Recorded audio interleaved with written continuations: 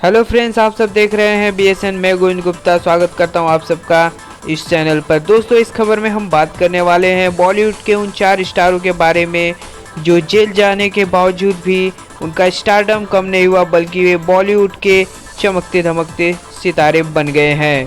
तो चलिए, इस वीडियो को शुरू करने से पहले आप सब लाइक जरूर करें और वीडियो को अंत तक जरूर देखें।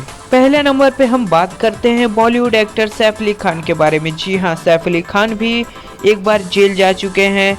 सैफ एक बार मुंबई के ताज होटल में करीना कपूर और मलाइका अरोड़ा के साथ गए थे। तभी उनका एक NRI के साथ झगड़ा हो गया था, जिसके बाद पुलिस ने उन्हें गिरफ्तार कर लिया। हालांकि उसके बाद उन्हें बेल मिल गई, लेकिन इस घटना के बाद उनका कैरियर काफ़ी चमक गया।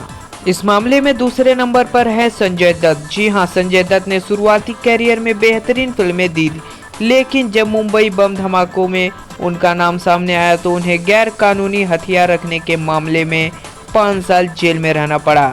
जेल की सजा काटने के बाद संजय दत्त का कैरियर और भी ज़्यादा चमक गया। उन्होंने जेल से निकलने के बाद दमदार वापसी की। हालांकि अब KGF फिल्म में अब वे नजर आने वाले हैं। तीसरे नंबर पे बात करते हैं बॉलीवुड के भाईजान सलमान खान के बारे में। जी हाँ, सलमान खान का विवादों से पुराना नाता रहा है। सलमान खान के ऊपर कई मामले दर्ज हैं। सलमान खान को हिट एंड रन और काले हिरन का शिकार मामले में भी जेल जाना पड़ा था, लेकिन जेल जाने के बाद उनका कैरियर काफ़ी चमक गया और वह बॉलीवुड के टॉप सुपरस्टार बन गए हैं। जेल जाने के मामले में आखिरी और अगला नंबर, चौथे नंबर पर बात करते हैं अक्षय कुमार की। जी हाँ, अक्षय कुमार ने एक फैशन शो के दौरान सबके सामने अपनी जींस का बटन खोल दिया था। इस घटना के बाद सब हैरान रह गए थे और उन्हें जेल जाना पड़ा था। हालांकि उन्हें तुरंत बेल मिल गई थी, लेकिन इस घटना के बाद अक्षय कुमार और भी ज़्यादा बड़े स्टार बन गए। आज उनकी फिल्में बहुत पसंद की जाती है।